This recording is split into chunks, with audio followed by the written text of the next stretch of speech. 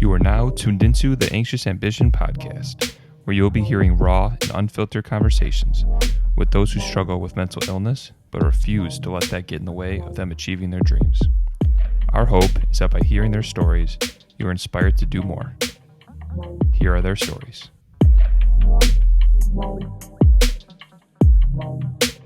Anxious Ambition.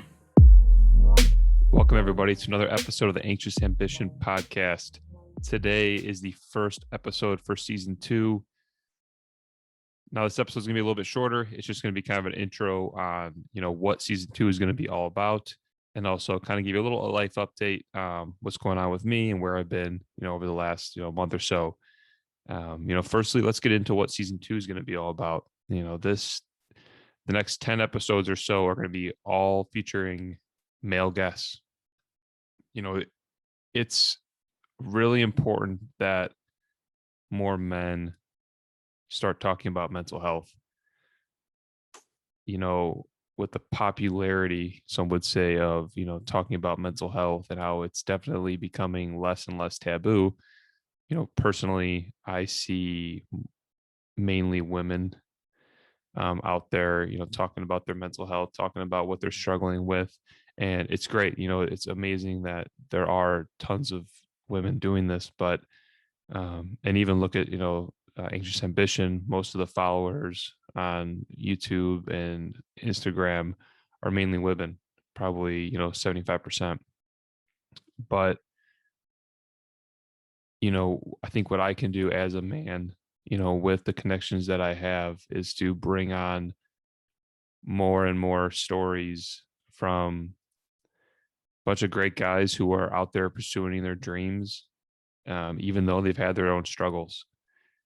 They're going to be coming from different walks of life: black, white, rich, poor, people that are trainers, therapists, coaches, athletes, potentially rappers. We're going to try to get on as many guests as we can from different walks of life, just to show you just more and more people that are doing big things and have had their own struggles and continuing to struggle, and how they continue to pursue their dreams. What do they, what practices they do, what, what they do in therapy. Just the goal is for you to continue to hear more and more stories so that you can continue to realize that you can do anything you want to do in life, despite all this shit with your mental health, whether it's about a depression or it's, major depressive disorder, anxiety, OCD, bipolar, severe trauma, PTSD. And I'm not bringing on these guests just to get more male listeners. Honestly, it's just to get their stories out there. And for the women out there, please do not just not listen to the season because it's all women.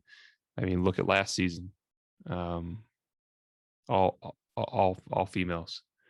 And I know all of you learned a lot from it. So, some of the statistics that I'm about to read off is one of the driving factors of me wanting to make this season all about having not all about men, but having more men on the show. And some of these statistics are really shocking. And for one out of 10 males suffer from anxiety or depression. Now, to me, that number is probably even low because this is a poll, meaning there's a lot of people that probably didn't even say if they had anxiety or depression because of that stigma, not only around mental health in general, but for men. Men are supposed to be this strong, figure that doesn't show emotion and things like that. And being strong doesn't mean that you need to hide your emotions and, not seek help when you really need help, or just, man up. Like people say, men suffer, women suffer, we all suffer. And, it's all okay to get help, to seek the need that you may be in need of. And it's just more men experience anxiety, depression than you think. Some of these other statistics are even more shocking. More so, 3.5 times the amount of men are dying from suicide than women. Now, this obviously isn't a competition. This is it's crazy to hear this. Um, I have my own theories. Partly I think it's because men are afraid to talk, afraid to get help, afraid to even just acknowledge what's going on. They feel weak dealing with acknowledging it. But a big reason why some men do get help and I think feel more comfortable is because they let down those walls, become vulnerable, and hopefully hear more and more people's stories that will help that situation. Couple more stats: 6 out of 10 people, or 6 out of 10 men, have experienced a traumatic incident in their life. 6 out of 10. I mean, that's crazy to think about. And how many of these people have just buried that trauma down, buried it deep, where they haven't faced these traumatic incidents? It's sad to really think about, and um, just sad to think that so many men and people in general are suffering in silence. And unfortunately, I think this is why it's leading to these high suicide rates. Um, just hoping that this conversation, even alone, might help people get some help. Just realizing these numbers, it's wild. Couple more things. Like, actually, just one more main thing. This one's just 49% of men are suffering much worse than they're telling people. Um, I, this hits home personally. Um, we're meant, we're told men are supposed to be strong. We're supposed to be the husband, the rock, the shoulder to cry on. Sometimes we have our own struggles, and we don't want to admit that because it makes us seem weak or seem like, oh, you're being a bitch. You're being a little baby. Suck it up. You're a man. Your life's just fine. You've got a family. You've got, a job. You've got a house a house to live in. You've got all these things. And people say these things to demean your mental illness or your mental health struggles. And I just want you to know that you can have a quote unquote perfect life from the outside looking in, but your brain, your mental illness doesn't give a shit. It doesn't matter. You could still have these things and you could still struggle on a daily basis, despite how quote unquote successful you may appear to be. No one person can be, um, no one person is not going to get depression or anything because they're uber rich or they, um, you know, do all these good deeds. And the point I'm trying to make is none of us are, able to avoid all this. If it's going to happen, it's going to happen, and it's okay. It's okay not to be okay. It's okay to have our own struggles. It's okay to get help. For me, I want to get into a little life update about myself before we kind of close this out. Again, this isn't supposed to be anything crazy. This is just a simple introduction to what season 2 is going to be about. I wanted to tell you guys all about that. All of our guests are going to be men. We're going to spread awareness for mental health, not only for men, but obviously everyone in general. I think it starts with more people talking who are outside of the norm, outside, the minority in this. Um, so just a little life update about me. And I'm telling you this too. I just want to start off. I'm not looking for any sympathy. I'm not looking for petty. I'm not saying this to, again, not for the sympathy of it. I'm telling you guys all this because I've been here before. I know other people have been in my shoes before. I know someone out there can relate to this. And now, what I'm going to say, it might not necessarily make things easier knowing that someone else is struggling. But what it does do is it allows you to realize that you are not alone. There are other people struggling with this, and there are other people who can help you, who have been there, who can kind of see the patterns and know how to, best navigate through these dark times. So for me, about 6 weeks ago, give or take, um, and I talked to my doctor and everything, but we decided to get off my antidepressants. Weaned off, tapered off. Wasn't cold turkey, nothing crazy like that. After getting off of it, for those of you who have not been off of antidepressants or kind of understand what they do, I mean, the withdrawals can be really, really intense, especially in that first like week mark. You don't really feel anything; it's still in your system. But from like 2 weeks on to like honestly, like right now, my depression has has been really bad. Um, Anxiety, not so much, which I'm happy with. I've been doing a lot of things to aid my anxiety. Hence, one of the reasons why I decided to get off the medication. I guess to take a step back, um, antidepressants can be an amazing thing. It can save lives. It has probably saved my life at times. I've been on and off them for probably 8 years, and some of the side effects I was experiencing were outweighing the positives for me. I was emotionally numb.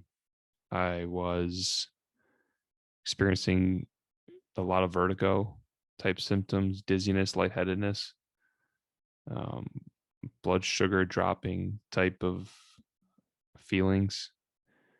Um, just a lot of bad side effects. And honestly, I want to start a family here soon, and it just felt like if there's a time to try getting off of them, now's the time. So I got off of them.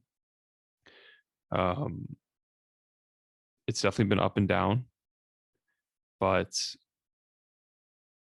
with the times being how they are, great timing, Justin. It's about to be December and it's dark out. Fall's coming to an end, winter's here, and seasonal depression has hit me hard. And I know a lot of you listening to this or watching this can relate. Seasonal depression is a real bitch. And it seems like, even if you're on an antidepressant or, doing all your practices, the darkness, the no sunlight, it truly affects us. And for me personally, it affects me a lot. This morning I woke up, it was very hard to get out of bed. I was a little stressed about work. Nothing out of the ordinary, just little bits of stress. But because of that depression, that overwhelming feelings, I started my day off crying. I broke down, didn't know why, but just started crying. Um, this has happened many times in the last 6 weeks. Again, not for sympathy. I'm just telling you that these things are normal. It happens, especially if you're dealing with withdrawals plus so seasonal affective disorder or seasonal depression, depending on what you want to call it. Um, and I'm getting through it. I'm getting through it with a lot of help from my wife, friends, family, a lot of new friends that I met through Anxious Ambition. Every one of you in the community who I've spoken with, thank you. You're the best. You're incredible, and I'm getting through it. There's a couple things I want to tell you guys, like what I'm doing to get through it. Though I'm not just waking up every day and pushing through it. There's things that I'm doing to help put myself in a better situation to be productive and still continue to pursue my dreams. Like even just making this podcast. If you asked me this morning if I was going to do this, I would have told you no. But what I do is I will schedule these things. Today was scheduled. I need to do this. Not only for myself, but for the community. Um, by scheduling things that you know you need to do, it gives you another, instead of just kind of shrugging it off like, oh, let's do it tomorrow. No, I would have to make a very conscious decision not to do this, which to me, I mean, I think you should feel bad about putting some stuff off. There's a time and a place for rest, but if you know you need to do something, schedule it and do it. So that's been a way that I've been sticking on track with my goals, and also just feel my best. A couple of things just in general for seasonal depression. A lot of the research says that a lot of the depression you're experiencing is from the lack of sunlight. Now, the sunlight, when it touches your skin, we need to be exposed to the sun for about like an hour to 2 hours a day. I think it is. Maybe only be like an hour, to get the amount of vitamin D that we need. So you've probably heard vitamin D being spoken about. Vitamin D is, converted in our bodies, and it's a hormone. It's not actually a vitamin. So this hormone, is super important for our mental health and our just our lives in general. Bone density, um, a lot of other things, but our mood, our sleep schedule, a lot of things are affected by vitamin D. Now, there's a couple ways you can get more vitamin D in your system. The two most popular are going to be a light box. Now, if you've ever seen, it's literally just like a square little light that you set on your desk, and you put it on for like 20, 30 minutes every day. And what you're doing is your eyes and your skin are taking in a lot of that light and helping your body produce some vitamin D, vitamin D3 to be specific, that we're not able to make without the sunlight. Because even if we're going out in the sun right now, we're all bundled up. It's so damn cold that our skin isn't really taking in the vitamin D3. So the other thing you could do, and honestly, the simplest thing is to supplement with vitamin D3. Now, before I talk about how much and things, I'd really recommend each and every one of you to go get tested. Go get a blood test done. If you have like a yearly blood test that your insurance covers or anything, ask your doctor if you can add D3 to the list and see where your levels are at. Now, you'll see a lot of the times where the dosages is between like 2,000 IUs up to about 10,000 IUs. I'm not a doctor, so please talk to your doctor before taking any vitamin D3. But most people, I would say, can get away with taking like 2,000 to 5,000 every single day. 10,000 is high, so don't be doing that unless you're talking to your doctor first. But if you take 2,000 every day, take it with food. It is a fat soluble vitamin, so when you take it, if you don't have fat in your system, like nuts, some fatty meat thing, something like that, it's really not going to digest. It's not going to do anything. There's a lot of people that take it on an empty stomach, or they take it with like just vegetables and meat or something, and it's not like a lean meat. There's no fat there, so you're really not digesting it that well. Also, take it in the morning or afternoon. Since I brought up the sun and your sleep schedule, this vitamin D3 does mimic it does mimic the sun a little bit. So when you take it, your body kind of thinks it's getting sunlight, hence so it's going to wake you up a little bit. So if you take it before bed, there's a chance you might not be able to sleep very well. Just experiment with it. I wouldn't recommend taking it at night. I know some people do, but morning and afternoon. If you do like a really light breakfast, maybe just wait till the afternoon to take your D3. And again, go get checked for it. If you're really low, your doctor might even prescribe you like shots or really high dosage to kind of level your numbers out. D3 in general is a very high contributing, like if you have a deficiency in vitamin D3, it's a huge contributing factor to depression in general. So if you're someone that already has low levels and then seasonal, the seasons change, it's gonna be even worse. So definitely get it checked.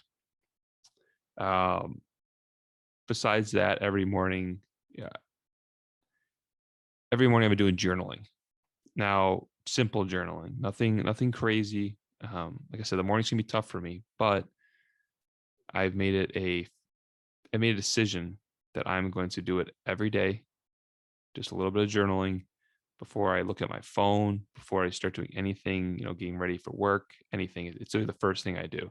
Well, second thing I do, I drink a bunch of water and then I will journal. Now, my journaling right now is very simple.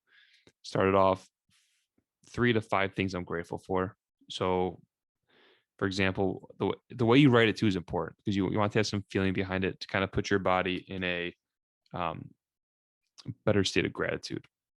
So what I'll do is, for example, I'm so grateful for my wife. I'll write that down. I'm so grateful for my dog. I'll write that down. I'm so grateful to have internet. I'm so grateful for water. I'm so grateful to have clothes. It could be something very small or something very big, a person, a thing, an event, anything.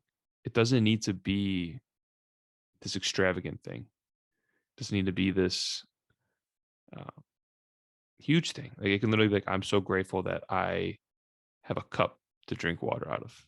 There's always, always, always something to be grateful for. And there's this saying that it's hard to be great. It's hard to be anxious when you're grateful. Um, and if you get your head in the right spot in this grateful space, you're gonna feel a lot better in the morning. And then when I do too, after that, I just write down my goals, and I write down my goals in a present tense, as if I've already achieved them. It helps me to feel the way I'm going to feel when I achieve these dreams. It helps attract these things into my life. If you're new to the channel, I do talk about law of attraction a lot. And for me, it's a great way to start attracting these things into my life. Same thing, present tense. So, and show gratitude. So what I do,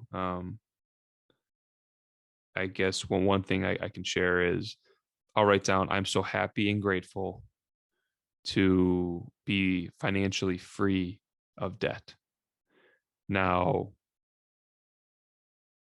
this, just writing this down and the feeling, it helps put out there, what I'm seeking. I'm trying to completely get out of debt, things like that. Now, I don't put pressure on it to happen at a certain time or anything. It's just, it's a stressor of mine and something that I am going to focus on. It's one of my goals, get out of debt completely. And, when I write that and I feel it feels so good, you feel the weight lift off your shoulders for a second, you feel that gratitude, and it helps you remind those moments can be looked back on when you're having a stressful situation, maybe with money or something like that, or hey, I'm going to work a little harder today because I know the goals I'm working on. So that's just a couple things I'm working on, a couple things that I think you should try if you are struggling with um, seasonal depression and you're really having a hard time getting motivated and just starting your day off right, because the way you start your day is so important. Um, so important. And if we can control certain things, I couldn't control that I woke up, feeling depressed. I couldn't. But what am I going to do? I'm going to sit there. I'm going to write on my journal. And maybe at first I'm still feeling like, feeling kind of shitty. But as you get through it, you start feeling a little better. You feel that weight lift off a little bit. You take your vitamin D3, you do the light box, you do these things because to me, what makes us ambitious, the ambition and anxious ambition is the effort to do more, to be the best we can be. And that goes for not only our mental health, but in life. And these baby steps we can take to get to our end goals is they're really important. It's really important. Every day you have to keep pushing to get to where you want to be. Before we close things out, I just want to say thank you to every one of you that listened to any episode of season 1. It's so appreciative. The feedback I've been getting, the comments, the messages, the text, everything. People talking about how, man, I listened to this today and it really made my day. I've been feeling really shitty, but I can relate to so and so, and that's why I do it. That's why the guests come on the show, is to help other people, and to hearing that feedback, it means a lot. And thank you. And to everyone left a review on Apple, man, that it's so appreciative. Those go a long way to getting the show noticed, getting more and more ears and eyes on it, growing the community. And I'm super appreciative. Um, if there's any, male figures that any of you can think of or would like me to have on the show, feel free to send me a DM on Instagram, or you can email me. It's justin@anxiousambition.com. You can email me about anything. I'm here to listen. And I'm super excited for this season. You guys are going to be pumped. The first episode is going to be coming out next Wednesday with Trey. Trey Speaks. He is he's the founding father of Active Minds at the University of Dubuque. He's studying his master's to become a therapist. He's got his own podcast. You guys should be pumped. It's going to be an exciting season. And thank you guys for listening today. Thank you for listening to my struggles.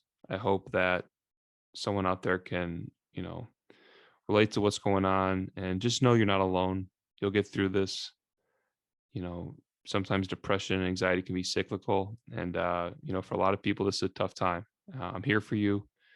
We're here for you. If you need help, need someone just to listen, please reach out. Thanks again for listening. I really appreciate each and every one of you. Thank you for tuning in to another episode of the Anxious Ambition podcast. You can find us on all podcast platforms.